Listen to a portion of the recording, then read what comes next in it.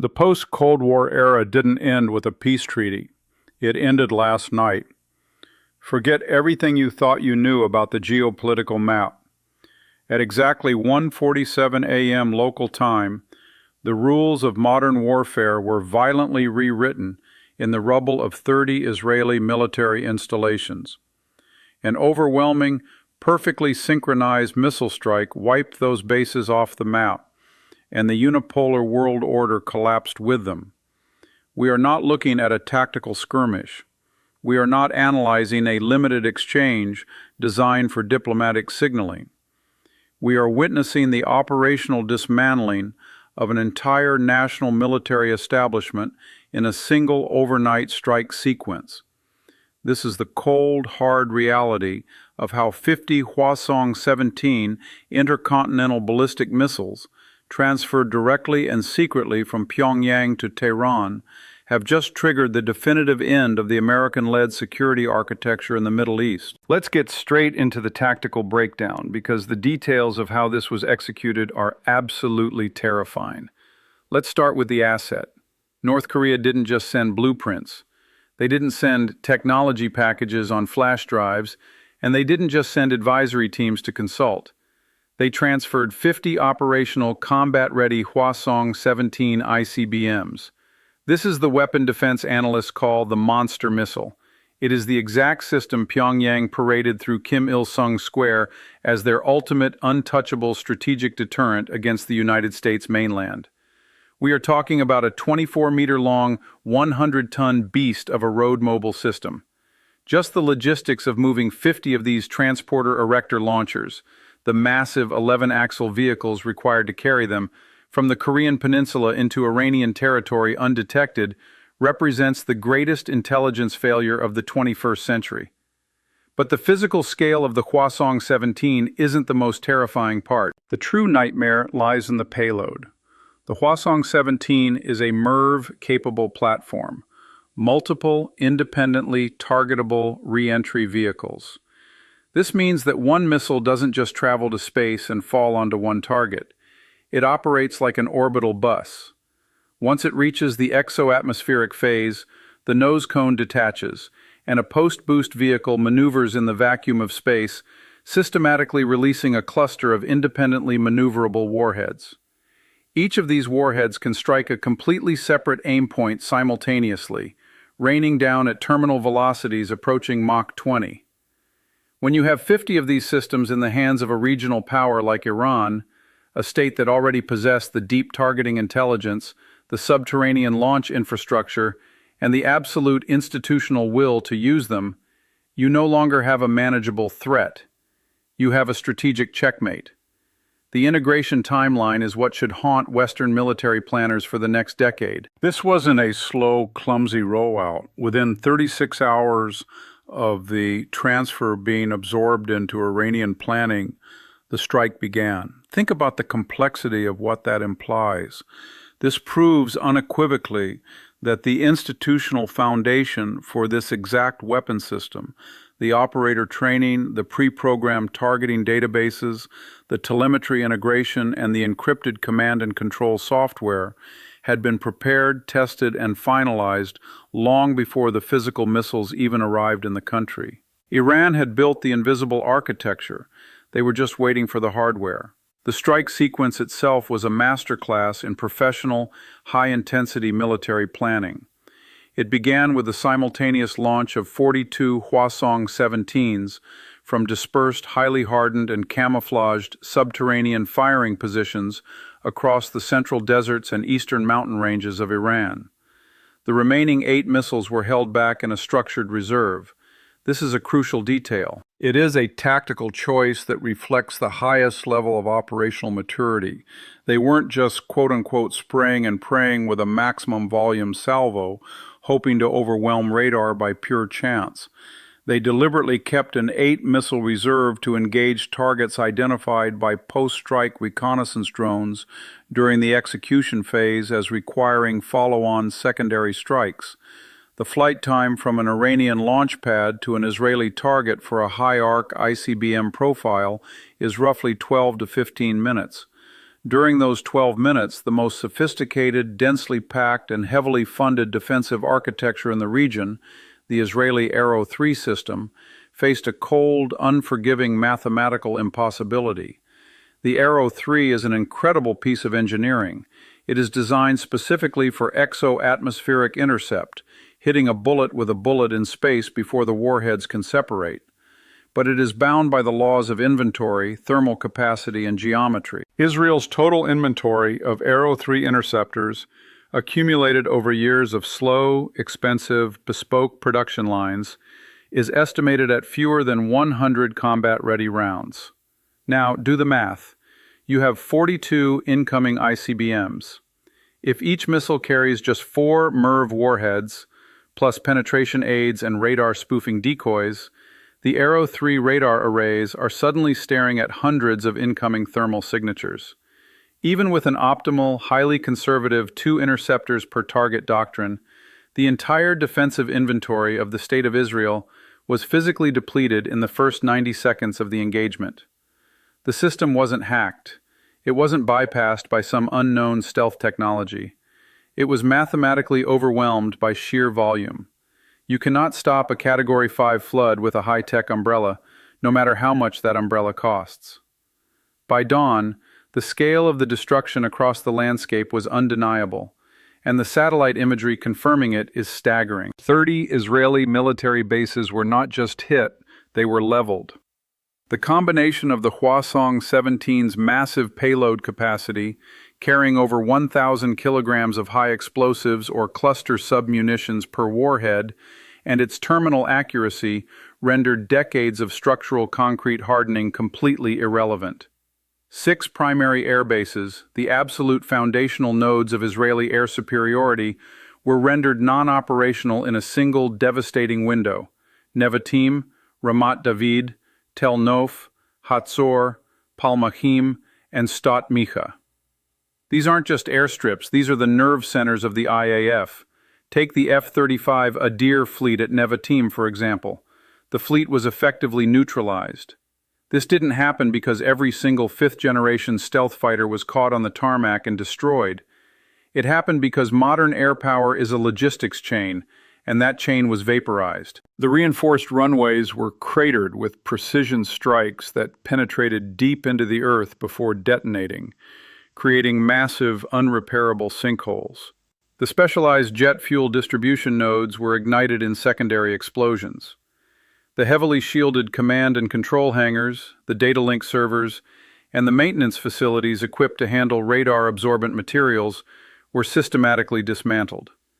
An F-35 is a marvel of modern aviation, but without a functional 2-mile runway, without specialized fuel, and without a secure, unjammed data link to its command center, it is just a $100 million piece of static museum hardware. Simultaneously, while the air bases burned, 18 ground force bases across the northern, central, and southern sectors were struck. This wasn't just about destroying troop barracks or motor pools. It was a targeted surgical decapitation of the IDF's regional command structure. The Northern Command headquarters at Safed, responsible for the Lebanon border, the Central Command headquarters at Ramla, and the Southern Command headquarters at Beersheba all absorbed direct multi-warhead hits. The localized communications arrays were shattered. During the most critical hours of the conflict, when national coordination and rapid deployment orders were most urgently required, the brain of the military was violently severed from the body. Divisions could not talk to brigades. Early warning networks went dark. The remaining missiles in the first wave targeted the most heavily defended strategic intelligence nodes in the country. The Kiryat Defense Compound in downtown Tel Aviv, the equivalent of the Pentagon, and the Glilot Intelligence Complex, which serves as the beating heart of Mossad and Unit 8200, were struck with a level of precision that suggests targeting data developed over years of meticulous, localized observation. Bunkers designed to withstand conventional airstrikes collapsed under the kinetic force of ICBM warheads impacting at hypersonic speeds. This was a comprehensive, undeniable operational defeat achieved entirely through standoff precision strike without a single Iranian soldier crossing a border. But perhaps the most significant, world-altering part of this entire story is the silence that followed. Look at the response from Washington. It has been extraordinarily, almost shockingly restrained. There have been the standard, boilerplate statements of deep concern from the State Department. There have been frantic diplomatic gestures behind closed doors at the UN. But there has been no carrier strike group repositioning into the Persian Gulf for direct engagement. There have been no B-2 bomber flights. There have been no retaliatory cruise missile strike packages launched against Iranian launch facilities or nuclear sites. Why? Because Washington is finally, painfully confronting the structural limits of its own global power. This deafening silence reflects a terrifying institutional recognition inside the Pentagon that the available escalation options all carry immediate costs that the United States simply cannot absorb. Let's break down those constraints. First, the economic constraint, which is the ultimate trump card. Any direct American military action against Iranian soil risks triggering an immediate total closure of the Strait of Hormuz by the IRGC's asymmetric naval swarms and anti-ship missile batteries. In the current fragile, hyper-connected global energy market, that closure would produce oil price shocks measured not in tens, but in hundreds of dollars per barrel. The global supply chain would freeze. Maritime insurance rates for the entire Middle East would skyrocket to unpayable premiums. The American economy, already severely strained by sustained inflation, national debt, and deep political polarization, simply cannot survive an energy shock of that magnitude without triggering a massive recession. Tehran knows this, and more importantly, Washington knows that Tehran knows this. It is a state of mutual economic deterrence. Second, we have to look at the material and logistical constraint. The American precision munitions inventory, the deep magazines required to fight a high-intensity conflict, has been significantly depleted by years of supporting proxy conflicts. The sustained massive drawdown of artillery, Patriot missiles, and smart bombs for Ukraine, combined with the necessity of hoarding high-end munitions for a potential conflict in the Pacific theater over Taiwan, has left the cupboards dangerously bare. The American military-industrial stockpiles were never sized, funded, or manufactured for a simultaneous multi-theater global crisis. To resupply Israel at the scale required to replace 30 destroyed bases, to rebuild their interceptor shields and replace their cratered infrastructure would require diverting critical assets away from the Indo-Pacific, a strategic move the Pentagon is currently unwilling and perhaps unable to make. The U.S. response is muted because the U.S. has run the war games and determined that military escalation is no longer a viable, manageable tool of deterrence in this specific theater. This is the definition of a fundamental reordering of the international system. The unipolar moment, that era where a single statement from the White House or a single American security guarantee was enough to keep the peace and freeze adversaries in their tracks, is operationally, demonstrably dead. This brings us to the core of this entire analysis, the strategic reality that every military academy in the world is rewriting its textbooks on right now. The stark, unforgiving contrast between indigenous capability and imported power. This is the lesson that strategic planners from Eastern Europe to the South China Sea are currently absorbing in real time. Iran has spent 4 decades under the most suffocating economic and military sanctions in modern history. But instead of folding, they spent those decades building an indigenous institutional foundation. They didn't just buy off-the-shelf missiles. They built the domestic engineering capacity to understand, modify, and use them. They trained their own officer corps in asymmetric and strategic missile warfare. They developed their own proprietary targeting databases. They built a massive subterranean command and control infrastructure that could securely coordinate 42 simultaneous ICBM launches while under the constant threat of global surveillance. The true capability of a nation is not the missile alone. It is the missile combined with an operator, an industry, and an institution capable of using it autonomously. Israel's approach over the last several decades has been the exact opposite. They relied heavily on the borrowed power of imported, highly expensive sophistication. The F-35 stealth fighters from Lockheed Martin, the Patriot and Arrow interceptor technology heavily subsidized and co-developed with Raytheon and Boeing, the deep, real-time signals intelligence fed directly from American satellite collection systems. Each of these components provided incredible, unmatched tactical capability on the battlefield. But they also created a fatal, invisible dependency. When the physical infrastructure required to support those fragile imports was destroyed in a matter of minutes, and the supplying nation, the United States, demonstrated a lack of political and economic will to escalate on their behalf, that borrowed power evaporated into thin air. Israel discovered in the harshest way possible that what it possessed was not autonomous, resilient national power, but the temporary, conditional use of someone else's power. The transfer of these 50 Hwasong-17 ICBMs, executed in total, brazen defiance of every Western export control regime, every UN resolution, and every financial sanction, is the final, undeniable verdict on the post-Cold War order. It proves that heavily sanctioned states, North Korea, Iran, and their strategic backers in Moscow and Beijing, are no longer deterred by Western pressure. The threat of isolation no longer works when the isolated states simply build their own parallel system. They are actively and openly cooperating militarily to bypass the very architectures meant to constrain them.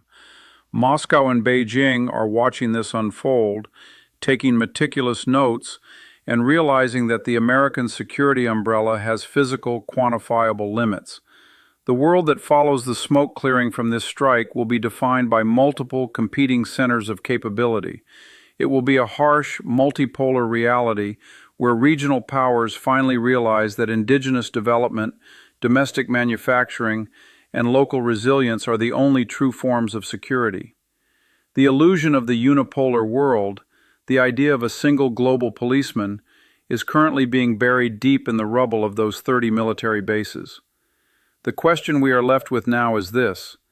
We have finally seen what happens when the absolute operational limits of American military and economic power are stress-tested by a capable, highly networked, and deeply committed adversary. We have seen what 30 destroyed bases actually looks like as a strategic, on-the-ground reality, not just a war game scenario. How does Israel, and by extension the rest of the Western-aligned world that relies on American guarantees, respond to operating from a position of comprehensive structural disadvantage for the very first time in modern history? Leave your assessment in the comments. We are watching the geography, the economics, and the military reality of global power shift in real time. The tectonic plates have moved, and the earthquake is just beginning. Stay sharp, question the mainstream narratives, and stay focused on the raw data. I'm out.